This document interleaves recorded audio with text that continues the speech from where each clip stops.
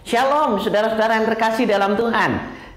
Di dalam Efesus pasal yang ketiga ayat 20, di situ dikatakan bagi dialah yang dapat melakukan jauh lebih banyak daripada yang kita doakan atau pikirkan, seperti yang ternyata dari kuasa yang bekerja di dalam kita.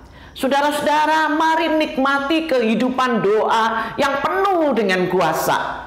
Banyak orang melakukan doa karena ritual. Yang penting mereka seperti sedang berbicara dengan Allah, menyampaikan unek-uneknya kepada Tuhan, curhat kepada Tuhan. Doa lebih daripada itu, saudara-saudara. Doa adalah tindakan iman untuk menyerahkan hidup kita di dalam tangan Tuhan. Dan kemudian kita percaya Tuhan akan melakukan sesuai dengan maunya, sesuai dengan kehendaknya, dan itu yang terbaik. Sehingga kita aman, kita tentram, kita percaya. Beberapa waktu yang lalu, saudara-saudara, saya mendapat telepon. Ketika dalam sebuah perjalanan, saya mendapat telepon dari seorang wanita. Dia berkata demikian, Bu Rosi, apakah ibu bisa menolong saya? Ketika saya mendengar kalimat itu, saya langsung berkata, oh, saya harus menolong. Mengapa? Karena dia adalah seorang wanita yang divonis oleh dokter, dia memiliki kanker otak.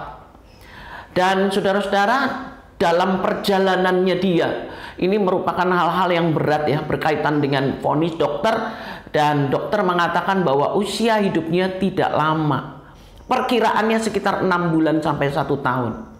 Jadi ketika wanita ini berkata, Bu Rosi, apakah saya bisa minta tolong pada ibu? Otomatis hati saya waktu saya mendengar dia mengucapkan itu, saya sudah menyiapkan hati untuk berkata, iya. Apa yang bisa saya bantu? Kemudian dia berkata, Bu, saya minta tolong ibu menemani saya untuk pergi ke Holy Land, ke Israel. Ketika dia mengajukan kalimat itu, saya langsung tahu bahwa itu adalah pertanyaan dengan jawaban yang saya tidak mungkin bisa jawab iya. Langsung saya katakan, maaf, untuk hal itu saya tidak bisa. Lalu dia berkata demikian, Ibu bersama dengan husband, karena dia belum tak kenal dengan Pak Richard. Ibu bersama dengan suami akan saya biayai berangkat sampai pulangnya. Saudara, waktu mendengar berita itu saya terkejut benar-benar. Saya nggak pernah berpikir, saya tidak pernah menyangka. Dan ini adalah mujizat yang saya terima. Mujizat pertama adalah seorang sakit kanker yang divonis oleh dokter hanya punya sisa waktu beberapa bulan lamanya. Dia tidak memilih untuk tinggal di tempat tidur, kalah, menyerah, merenungi nasib. Dia tidak memilih itu. Tetapi dia mengambil keputusan bersama dengan keluarga untuk pergi mengunjungi tanah perjanjian. Dia berkata di sisa hidupnya, dia ingin berada di sana bersama dengan keluarganya. Itu sebuah mujizat yang saya tidak pernah bisa pikir. Dan mujizat yang kedua, dia mendanai saya dengan suami saya, dengan Pak Richard. Sebagai orang yang sakit kanker, pasti dia pengeluarannya banyak. Tetapi dia masih memiliki kemampuan memberkati orang. Dan mujizat berikutnya, saya mendapat kesempatan luar biasa.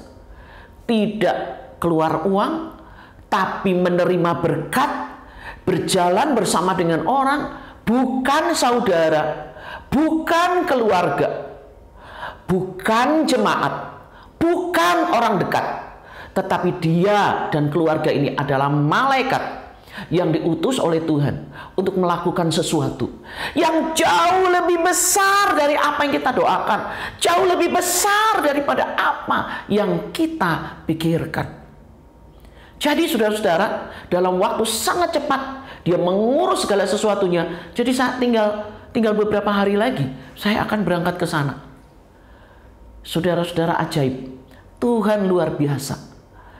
Tuhan luar biasa.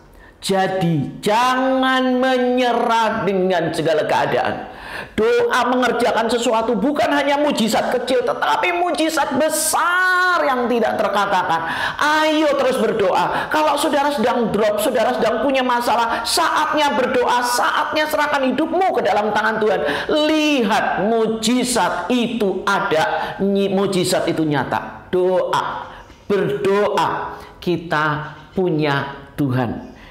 Di luar Tuhan, kamu tidak bisa buat apa-apa. Di dalam Tuhan, kita akan menikmati semuanya, segalanya jauh lebih besar daripada apa yang kita doakan, kita pikirkan. Semangat doa saudara-saudara, ayo kita berdoa. Tuhan Yesus mengasihi kita. Puji Tuhan, amin.